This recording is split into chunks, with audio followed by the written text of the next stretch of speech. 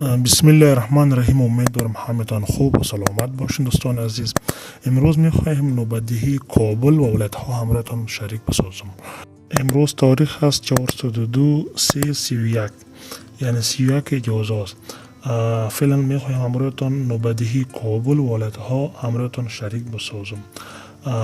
البته نوبدهی تمام ولایت‌ها همراهتان شریک می سازم به شمول کابل و ولایت‌ها. امروز ما که ریسرچ کردیم درباره کابل، البته در کانال خود معلومات شریک گذاشتیم.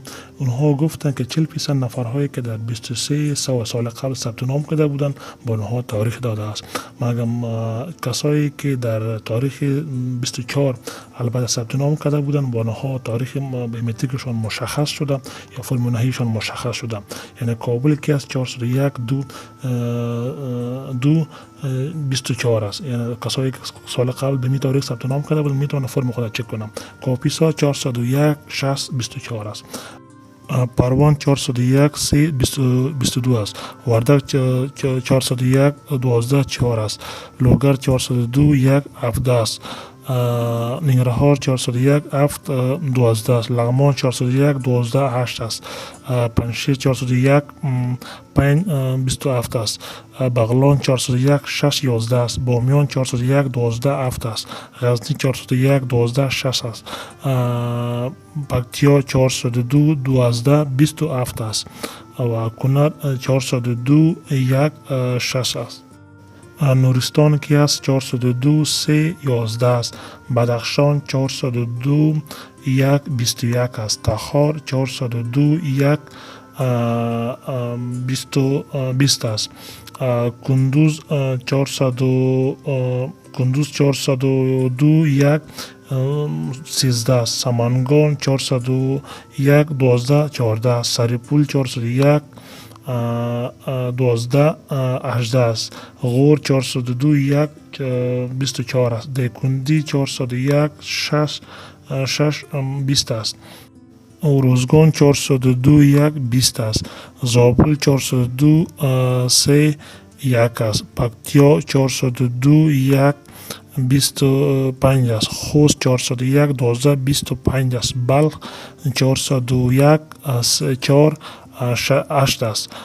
جوزجان 402/1/12 است. فاریاب 401/6/29 است. هلمند 402/1/20 است. کندهار 402/1/12 است. بازغیس 401/12/6 است. هرات 401/4/4 است. کسانی که به می تاریخ ثبت نام کرده میتونه فرم های خود چک کنم. و فرا 402/1/22 است. نیمروز 402/1/7 است.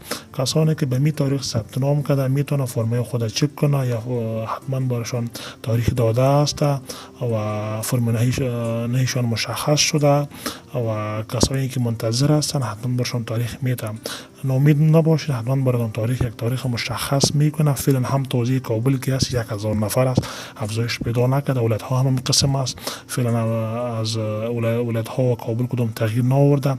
احتمال زیاد است که بعد از عید بخیر همین پروسه ولایت ها افزایش پیدا کنه، زیاد شود، از 1000 تا 3000-4000 یا 5000 در ولایت کابل و ولایت ها هم قسم افزایش پیدا کنه.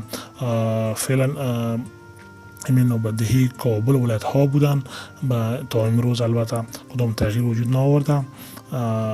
امیدوارم ویدیوتان خوشتان آمده باشه. برای معلومات بیشتر چنل یوتیوب ما را سابسکرایب کنین و ویدیو را همراه دوستان خود شریک بسازید. تشکر. زنده باشید.